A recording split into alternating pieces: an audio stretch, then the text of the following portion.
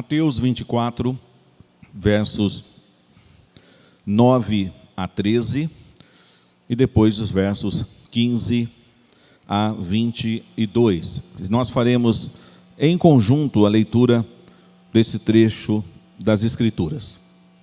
Leamos, irmãos. Então sereis atribulados, e vos matarão. Sereis odiados de todas as nações por causa do meu nome. Nesse tempo muitos hão de se escandalizar, trair e odiar uns aos outros. Levantar-se-ão muitos falsos profetas e enganarão a muitos. E por se multiplicar a iniquidade, o amor se esfriará de quase todos. Aquele, porém, que perseverar até o fim, esse será salvo. Verso 15 a 22. Quando, pois, virdes o abominável da desolação, de que falou o profeta Daniel, no lugar santo, quem lê entenda, então os que estiverem na Judéia, fujam para os montes. Quem estiver sobre o eirado, não desça a tirar de casa alguma coisa. E quem estiver no campo, não volte atrás para buscar a sua capa. Ai das que estiverem grávidas e das que amamentarem naqueles dias. Orai para que a vossa fuga não se dê no inverno nem no sábado, porque nesse tempo haverá grande tribulação, como desde o princípio do mundo até agora não tem havido e nem haverá jamais. Não tivessem aqueles dias sido abreviados, ninguém seria salvo, mas por causa dos escolhidos, tais dias serão abreviados. Amém. Vamos orar mais uma vez. Senhor Deus, Tua palavra que é viva, eficaz, que é mais penetrante do que uma espada de dois gumes, mais uma vez foi lida, e pedimos a iluminação do Teu Santo Espírito, Senhor, ao Teu servo, para expor as verdades do Senhor neste texto, e em outras passagens que leremos também no decorrer dessa mensagem. Mas abençoa também o coração, a mente de cada irmão, de cada irmã aqui nessa noite. Ilumina-os com Teu Santo Espírito também, para que eles entendam o ensino da Tua palavra. Nós oramos por aqueles que estão em seus lares, acompanhando também este culto neste momento, em nome de Jesus. Amém. O tema da mensagem de hoje, como um desdobramento da série Sinais da Volta de Jesus, é perseguição e apostasia. Fazendo aqui uma recapitulação com a igreja, nós já estudamos aqui sobre os falsos cristos e os falsos profetas. Já estudamos também, já meditamos também sobre o alerta de Deus, sobre guerras e rumores de guerras, sobre terremotos, catástrofes naturais que têm acontecido há muito tempo. Tudo isso apontando para o princípio das dores. Nessa noite nós vamos trabalhar esse aspecto da perseguição como também um sinal de que os discípulos de Jesus passarão por esse momento, e isso aponta para a volta de Jesus. E um outro fenômeno que haverá de acontecer, ele já existe entre nós desde os tempos de Cristo, desde os tempos apostólicos, mas agora ele haverá de se intensificar, que é pessoas que se apostatarão da sua fé, apostasia. Então, amados, eu quero inclusive fazer aqui uma palavra introdutória para o tema de hoje, que alguns até ficam muito preocupados, dependendo da corrente escatológica e teológica que você segue, muitas pessoas acham que a igreja não passará pela grande tribulação, que a igreja será arrebatada antes da grande tribulação. Portanto, a igreja não sofrerá isso que nós acabamos de ler. Nós respeitamos aqueles que pensam diferentemente, mas aquilo que nós temos ensinado e pregado é que a igreja passará sim pela grande tribulação. E eu não falo isso como uma coisa assim prazerosa, como se fôssemos masoquistas e gostássemos de sofrer. Mas é o processo, e a palavra de Deus, ela se explica. Desde o Antigo Testamento e sobretudo aqui no Novo Testamento, está mais do que claro que a igreja será purificada. O Senhor ainda vai purificar a sua igreja. O Senhor vai separar o joio do trigo. O Senhor ainda vai recolher o seu trigo no celeiro, e a palha será queimada em fogo inextinguível. Toda vez que nós falamos de sofrimento, de perseguição, é natural que algumas pessoas ficam assustadas, dizendo: nossa, talvez se eu partir antes é melhor, né? Eu não quero passar por isso não, eu não quero viver nessa geração dos últimos dias da grande tribulação, melhor Deus me levar antes. Queridos, como nós já falamos aqui, nós não sabemos o dia em que o Senhor virá. Jesus está voltando. Ele voltará para buscar os seus. E para Deus, 1000 anos é como o dia de ontem que se foi. E o dia de ontem como 1000 anos. Então a contagem do tempo para Deus não é igual à nossa. Talvez alguns fiquem: pastor, mas não vejo nenhum sinal evidente de que Cristo esteja às portas, voltando hoje para buscar a sua igreja. Eu não posso dizer isso. A Bíblia não me autoriza a dizer, nem a marcar data para a volta de Jesus e nem a adiar a volta de Jesus. Como que dizendo: hoje não, Senhor, só volta semana que vem, volta o ano que vem, na próxima década, no próximo século ou no próximo milênio. Não, eu não posso fazer isso. Nós devemos viver uma vida hoje de vigilância e de prontidão, como se Cristo fosse voltar agora.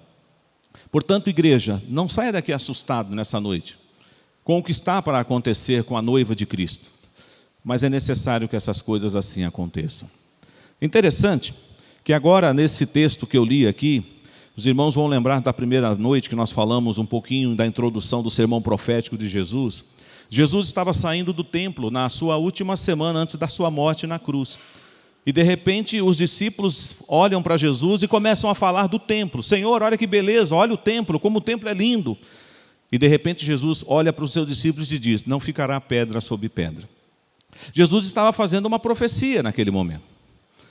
E aí nós encontramos já entre os estudiosos algumas dúvidas com relação a se todas as profecias escatológicas que Jesus fala no sermão profético já se cumpriram ou não se cumpriram ainda. E eu preciso dizer uma coisa aos irmãos e às irmãs. Aqui nesse texto nós vamos encontrar coisas que já aconteceram e coisas que ainda acontecerão. Precisamos tomar cuidado para não misturarmos os canais. Por exemplo, houve um tempo lá em Jerusalém em que o povo judeu e a noiva de Cristo, os discípulos de Jesus, sofreram uma perseguição implacável. E por causa desta perseguição que se dá no ano 70 da era cristã, com a destruição do templo de Jerusalém, alguns acham que tudo que Jesus falou nesse sermão profético, sobretudo nesses textos que eu acabei de ler, já teve o seu cumprimento naqueles primeiros dias. E muitas coisas de fato já se cumpriram, irmãos. Então nós precisamos ficar atentos, porque desde que o Senhor Jesus morreu na cruz, ressurgiu dentre os mortos, foi elevado aos céus, está à destra de Deus Pai, e deu o poder com o Espírito Santo à igreja, os apóstolos prosseguiram no ministério, a igreja se espalhou por toda a região gentílica, e o evangelho chegou até os confins da terra. A igreja vem sendo perseguida. Não é uma novidade. O povo de Deus é perseguido. Talvez a nossa nação, o nosso país, neste momento, não sofra uma perseguição implacável do evangelho. Mas não se assustem se a qualquer momento a perseguição chegar para nós também. Porque o que eu sou melhor do que o meu irmão lá da África que está sofrendo agora? Eu sou melhor do que o meu irmão, a minha irmã da Ásia, da Coreia do Norte, da Nigéria, do Nepal, que estão sofrendo por causa do evangelho? Não, eu não sou melhor.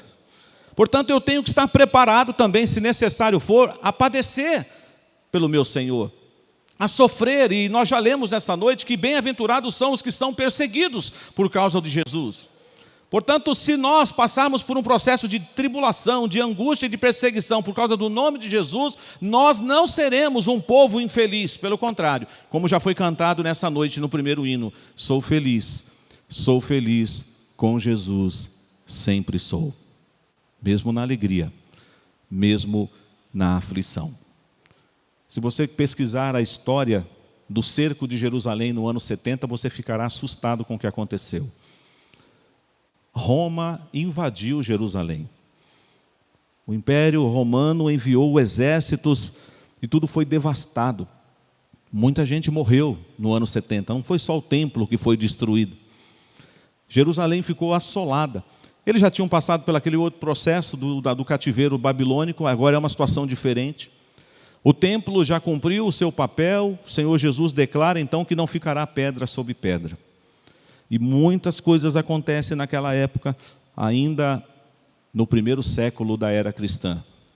Os judeus são perseguidos, outras coisas acontecem durante o Império, como por exemplo o incêndio de Roma, quando Nero, que estava louco, somente o bairro onde moravam os cristãos em Roma não pegou fogo, então ele tinha que encontrar um álibi, e ele então diz, foram os cristãos que incendiaram Roma. Começa-se uma perseguição, os discípulos de Jesus são expulsos de Roma. Nós vemos que nos dias apostólicos, após a descida do Espírito Santo, os apóstolos, por causa do testemunho de Jesus, começaram a ser levados diante das autoridades. Pedro e João perante o Sinédrio pelo menos 2 vezes. Nós veremos o nosso irmão em Cristo, Estevão, que era um homem cheio de sabedoria e do Espírito Santo, escolhido para ser um dos homens para cuidar da assistência social da igreja. Ele dá uma verdadeira aula das Escrituras para os líderes daquela época. Os homens ficam deveras irados com ele e o apedrejam até a morte. E ali, a partir do capítulo 8 de Atos, nós temos a informação de que acontece uma grande perseguição entre os discípulos de Jesus e eles são dispersos. E aí, para que Atos 1:8 se cumpra, eles estão em Jerusalém, mas eles precisam passar pela Judéia, eles precisam passar por Samaria, eles precisam alcançar os confins da terra. A frase não é recente, é antiga, dos nossos irmãos do passado, mas diz que o sangue dos mártires é como semente.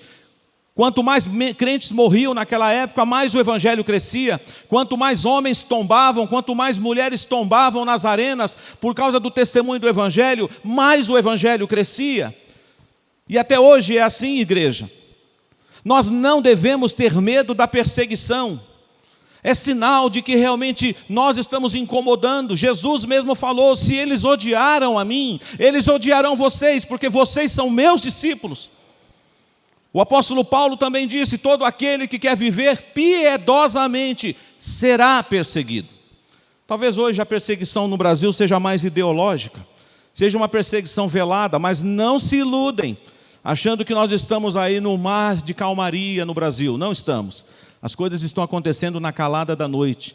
Começa numa pré-escola, ensinando o seu filho coisas totalmente fora dos padrões bíblicos, entram pelos colégios, nas salas das universidades e por aí afora, e você percebe que há uma distorção de valores, afetando valores familiares, valores da sociedade. E meus irmãos, isso também é perseguição. Mas quando a igreja começar a declarar o que é pecado, quando a igreja começar a protestar contra essas coisas, nós começaremos a incomodar e certamente seremos perseguidos. Não no sentido figurado da palavra, não, no sentido exato da palavra. Por isso que o texto diz aqui, que nós seremos atribulados, alguns morrerão. E aí agora, percebam que eu disse na introdução aqui, de que por conta da profecia de Jesus, do sermão profético, ele está falando de coisas que estavam por acontecer próximos daquele tempo, mas ele também há de falar de coisas que ainda vão acontecer à frente do nosso tempo. Muitos irmãos já morreram por causa do evangelho. Apóstolos foram martirizados. Você vai adiante do capítulo 10, 11 de Atos, você vai verificar que Tiago foi morto à espada por ordem de Herodes. Você vai verificar que muitos apóstolos morreram, como Pedro, que foi crucificado, mas ele disse, não sou digno de morrer como meu Senhor, me coloquem de cabeça para baixo. Segundo a tradição da história, apenas João, um apóstolo do amor, ele também recebe o exílio, mas ele diz que morre de causas naturais, por idade, já era de idade bem avançada. Mas nós temos tantos outros mártires por causa do evangelho, como o próprio apóstolo Paulo, que na sua segunda prisão em Roma, ele já está ali percebendo que está na antessala da morte, e ele então vai declarar, eu combati o bom combate, eu completei a carreira, eu guardei a fé, a coroa da justiça está reservada para mim, não só para a minha pessoa, mas para todos aqueles que aguardam a vinda de Jesus. Seremos perseguidos. Esse evangelho que faz cosquinha nas pessoas, esse evangelho que faz cafuné na cabeça das pessoas, esse não é o evangelho de Jesus. O evangelho de Jesus, ele prega o céu, mas ele alerta sobre o inferno. O evangelho de Jesus, ele fala de boas novas, mas ele fala também de condenação eterna. E nós não podemos, irmãos, pregar um evangelho adocicado. Temos que pregar com amor, é verdade. Temos que ser uma comunidade que ama, porque essa é uma marca do cristão, mas precisamos estar alertas para o que vai acontecer. O texto diz aí que nós seremos odiados, os discípulos de Jesus, de todas as nações. Por causa do quê? Por causa do meu nome. É Jesus quem está falando. Nesse tempo, muitos hão de se escandalizar, trair, odiar uns aos outros. E aí eu quero convidar você a ir comigo, depois a gente voltará aqui, em Marcos capítulo 13, onde também temos o registro desse mesmo sermão profético. Olha o que está escrito aí no versículo 9 de Marcos capítulo 13. Vamos ver até o versículo 13. Marcos 13, de 9 a 13. Quero convidar a igreja para ler comigo essa passagem, fazendo essa ligação desse tempo de traição, de ódio, de pessoas entregando uns aos outros por causa do testemunho de Jesus. Vamos ler? Estai vós de sobreaviso, porque vos entregarão aos tribunais e às sinagogas.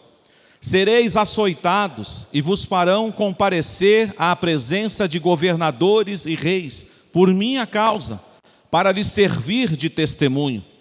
Mas é necessário que primeiro o evangelho seja pregado a todas as nações.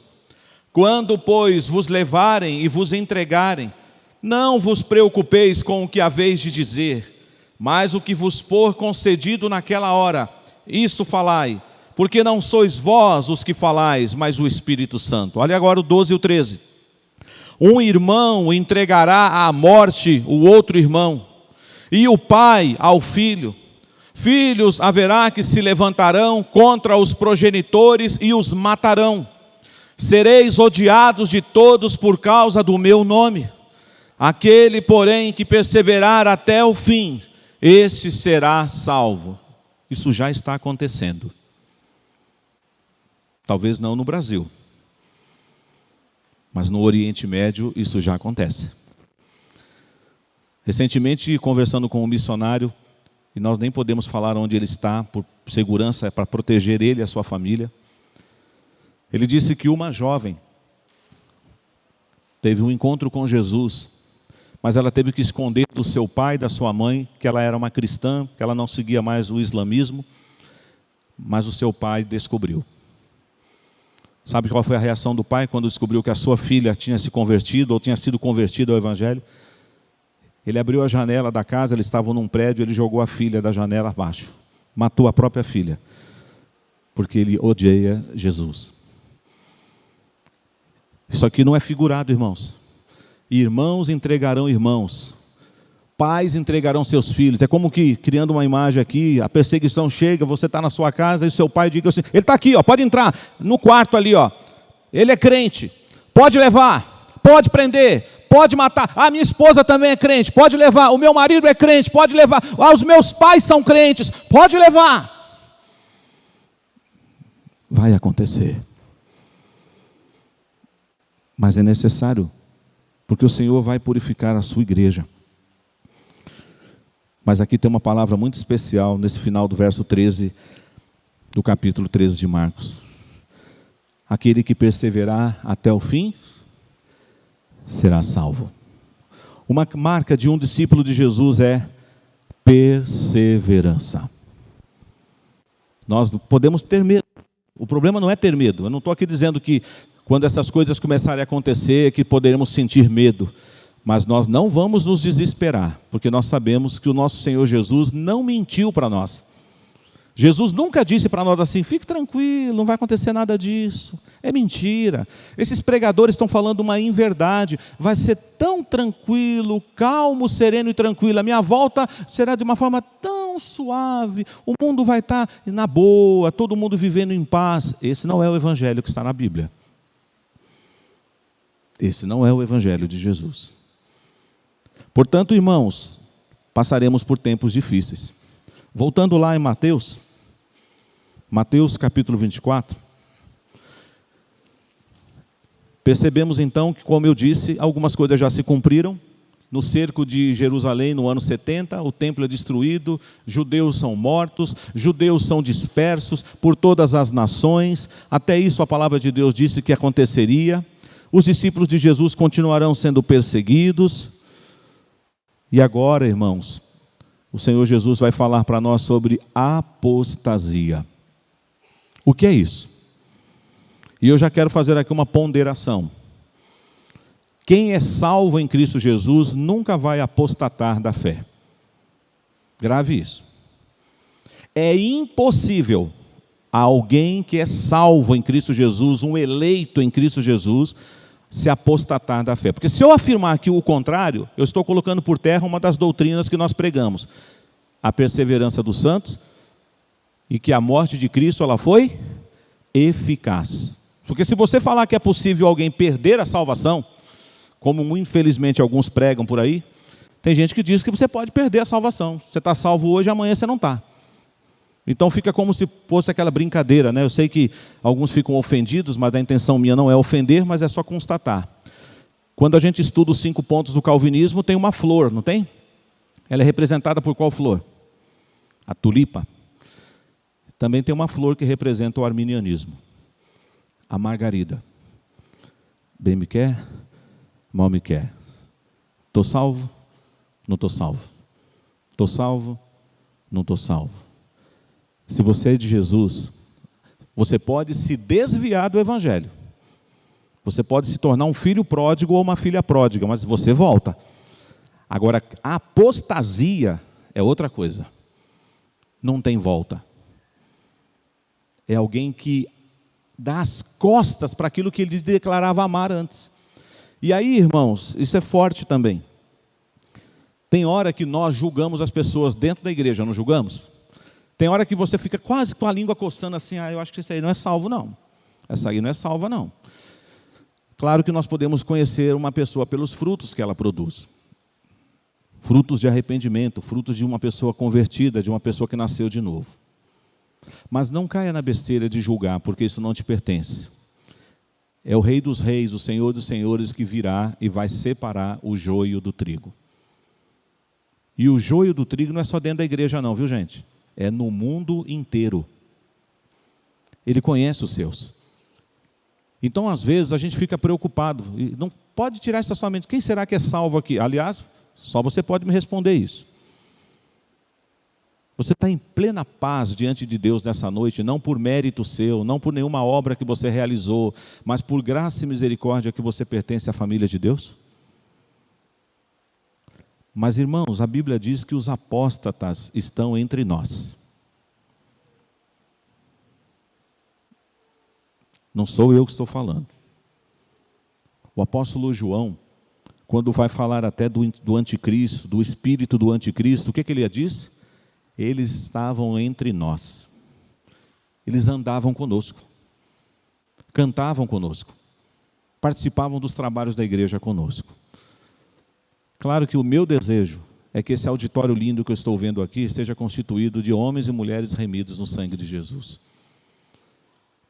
Mas pode ter um apóstata aqui. Eu não sei. Pode ter. Mas no final dos tempos isso vai ficar bem claro. Quem são os apóstatas? Olha só o que nos diz o texto aqui em Mateus 24, versículo 12. E por se multiplicar a iniquidade, o amor se esfriará de quem? De quase todos. Irmãos, nós estamos vendo aí movimentos, eu não sou contra crescimento natural da igreja, crescimento numérico, eu oro a Deus por isso. Mas na volta de Jesus, não vai ter crescimento numérico assim dessa forma não. Nenhum eleito ficará de fora, porque isso daí é atos de Deus, Ele conhece os seus. Todos os escolhidos do Senhor antes da fundação do mundo receberão a coroa da vida. Eu não duvido, não tenho nenhuma dúvida sobre isso. Mas hoje, quando a gente fala assim, nossa pastor, as igrejas estão cheias, as igrejas estão lotadas.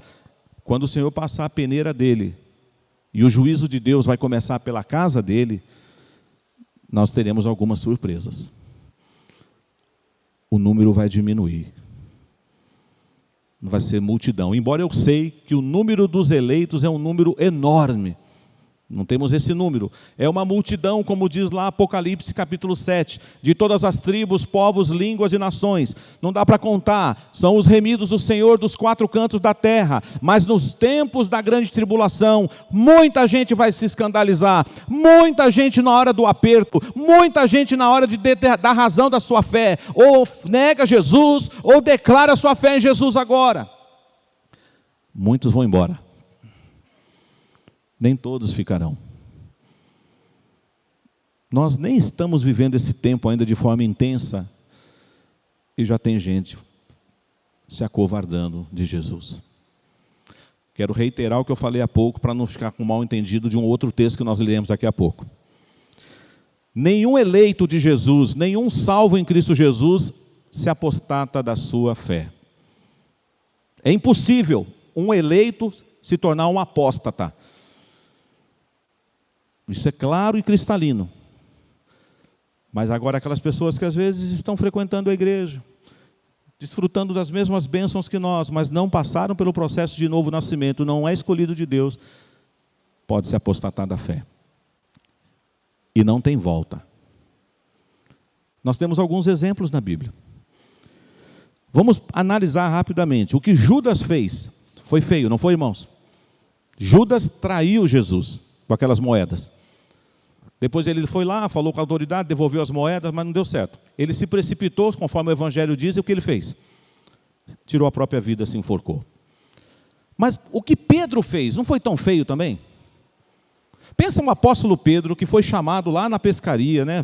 Vinde após mim, eu vos farei pescadores de homens. Ele viu milagres, ele andou sobre as águas, enquanto ele confiou em Jesus. Ele viu tanta coisa acontecer, mas naquela madrugada, ao redor daquela fogueira, 3 vezes ele falou para as pessoas que estavam ali: eu não conheço esse homem. Não, tenta imaginar, é grave também, não é, irmãos? Mas onde está Pedro? O que aconteceu com Pedro? Acabou a história para ele? Porque ele voltou. Deus quebrou ele. Produziu nele o verdadeiro arrependimento. E Jesus foi ao encontro de Pedro e disse: você me ama, Pedro? Então apacenta minhas ovelhas. Você me ama, Pedro? Pastoreia os meus cordeiros. Querem ver uma outra experiência? O apóstolo Paulo, quando estava perto da sua morte lá, naquela masmorra, naquele lugar lá, na segunda prisão de Roma, ele escreve a segunda carta, que é a sua última carta, para seu filho na fé Timóteo. E aí o capítulo 4 diz que ele fala: vem depressa, Timóteo, eu estou sozinho aqui, todos me abandonaram. E aí eles falam o nome de um personagem que era companheiro dele, da equipe ministerial dele: Demas, tendo amado o presente século, me abandonou, foi para o mundo, nunca mais voltou. Há uma passagem polêmica, e eu confesso que eu escutei até alguns pregadores, homens de Deus que nós amamos, pregando sobre esse texto, para entender a polêmica desse texto. Abra comigo em Hebreus capítulo 6.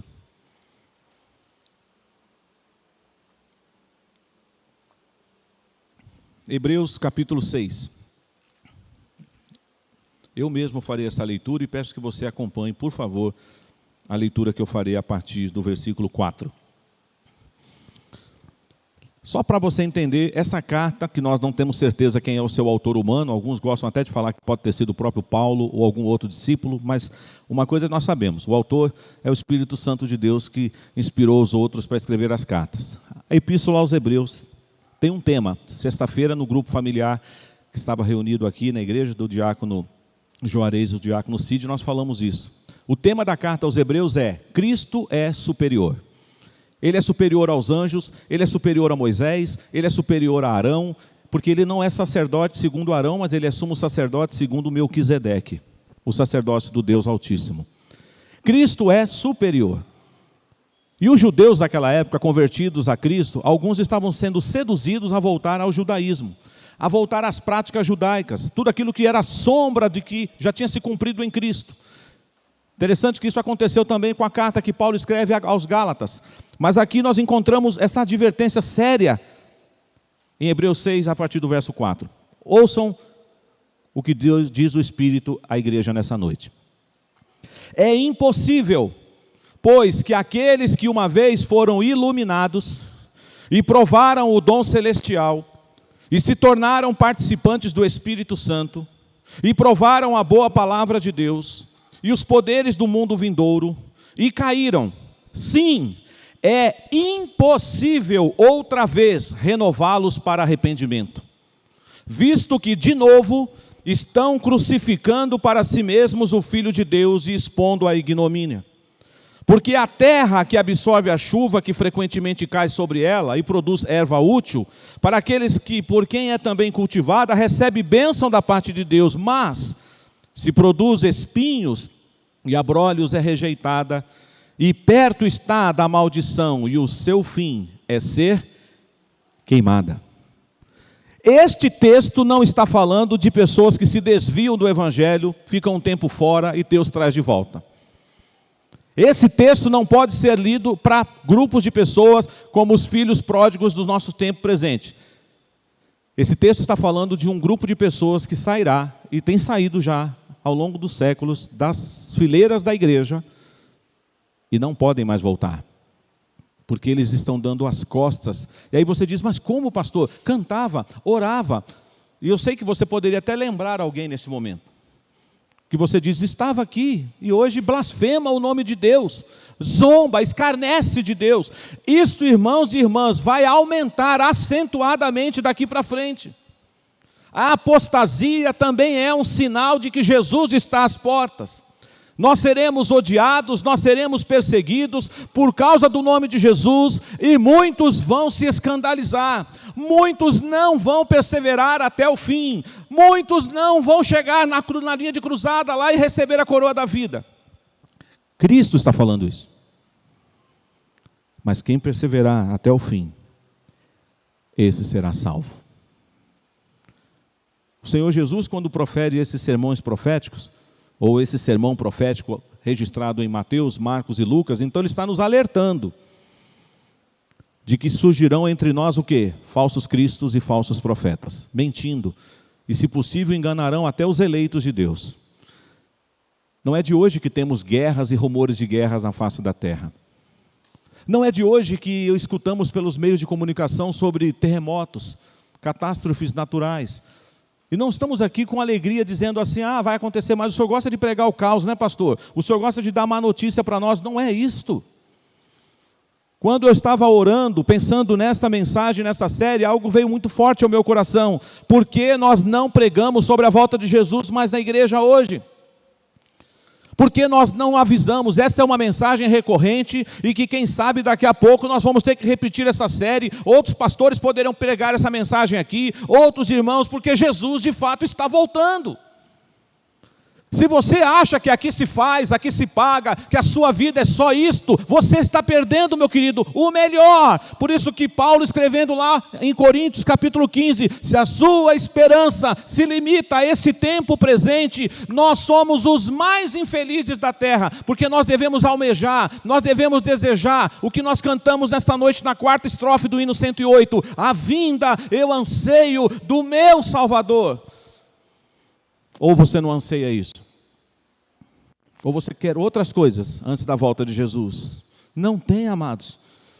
É claro que se Cristo não voltar hoje, você acordar amanhã, segunda-feira, 20 de março, e você ter que ir para o trabalho, para a escola, cuidar dos seus afazeres, você o pastor falou que Jesus podia voltar ontem, não voltou, estou trabalhando. Meu querido, viva Cristo! Mas pensando assim, Ele pode voltar a qualquer momento, Ele pode me chamar à sua presença. Mas não se iluda, seremos perseguidos. Todos que querem viver piedosamente serão perseguidos. E não devemos também nos assustar com a apostasia que vai bater na porta. Muitos vão trair, escandalizar. Isso já acontece, como eu disse, em alguns lugares do mundo. E é interessante que, voltando a falar um pouco do cenário lá do Oriente Médio, certamente vocês já ouviram isso, nosso momento missionário aqui sempre fala de um país, de um povo que estava enfrentando opressão, perseguição. Eu confesso aos irmãos que nem tudo que eu recebo pelo WhatsApp eu compartilho com vocês. Tem coisas que são muito fortes.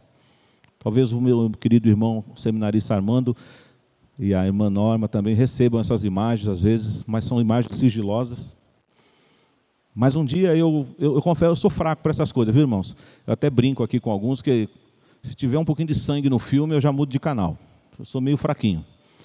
Mas eu recebi um vídeo de um grupo de irmãos em Cristo nossos que estavam sendo queimados vivos na África. Eu só assisti até a metade, eu não aguentei.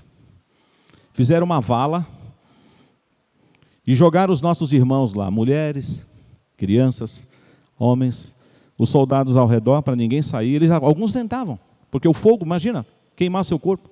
Tenta pôr um fogo no seu cabelo só para você ver o cheiro que vai ser. Você já se queimou no fogão? Multiplica isso por 1000 vezes. O seu corpo em chamas, o seu corpo pegando fogo. Mas sabe o que eu vi naquele vídeo? Os irmãos cantando, louvando a Deus, e as chamas consumindo os seus corpos. Interessante que eu fico tão preocupado comigo mesmo, que às vezes eu não estou pegando fogo, não tem nada queimando em mim, às vezes eu não canto. Às vezes uma depressãozinha, eu não estou desmerecendo a depressão, porque tem gente que lida com isso, mas às vezes nem é depressão, às vezes a gente diagnostica de forma errada, às vezes é um sentimento de tristeza, uma coisinha pequena que aconteceu com você, você já não canta mais. Paulo e Silas na prisão, todo arrebentado, todo machucado, no tronco, cantavam durante a madrugada, e o Senhor foi lá e fez tremer aquele lugar. Igreja, nós devemos estar preparados, ainda que fala, pastor, o senhor morreu e Jesus não voltou, mas eu estou com ele. E você também tem que viver assim. Viva como se ele estivesse nas portas ali, pronto para nos levar. Como será, hein? Você tem curiosidade de saber? Como será? Nós cantamos aqui no primeiro domingo, lembra? Então se verá o Filho do Homem vindo sobre as nuvens com poder e glória. Você quer ver isso? Você almeja isso? Então receba da parte de Deus os alertas que Ele tem nos dado. Sinais da volta de Jesus. Agora, eu quero fazer propaganda do próximo domingo. Se Deus permitir, estaremos aqui. Sabe qual é o sinal que eu considero aqui o mais importante de todos esses que nós já estudamos até hoje? É a pregação do Evangelho. E este Evangelho será pregado em todas as nações. Então, virá o fim. Alguns missiólogos dizem que em 2000 anos a igreja só alcançou metade do planeta. E aí tem gente que diz então que demorará mais 2000 anos para pregar para metade do outro planeta. Eu não ousaria dizer isso, mas o desafio é grande. Tem muitos lugares que não tem nem João 3,16 traduzido para o seu dialeto. Tem lugares que a Bíblia não chegou ainda. Tem lugares que os missionários ainda não estão lá. Mas o Evangelho vai ser uma das marcas evidentes de que Cristo está voltando. E isso nós vamos estudar no próximo domingo, se Deus permitir. Perseguição. Eu não estou desejando que você seja perseguido como muitos já estão vivendo, mas se prepare para que você persevere até o fim. Porque a tônica da mensagem de hoje é esta: mas aquele que perseverar até o fim, será salvo. Que Deus te abençoe. E que nós, irmãos, vivamos esse genuíno Evangelho, correndo esse risco. Esse hino que nós vamos entoar agora, Ceifeiros do Senhor, mostra isso para nós. E você vai entoá-lo com essa certeza de que você é um soldado de Cristo Jesus, que você está pronto para enfrentar todas as lutas.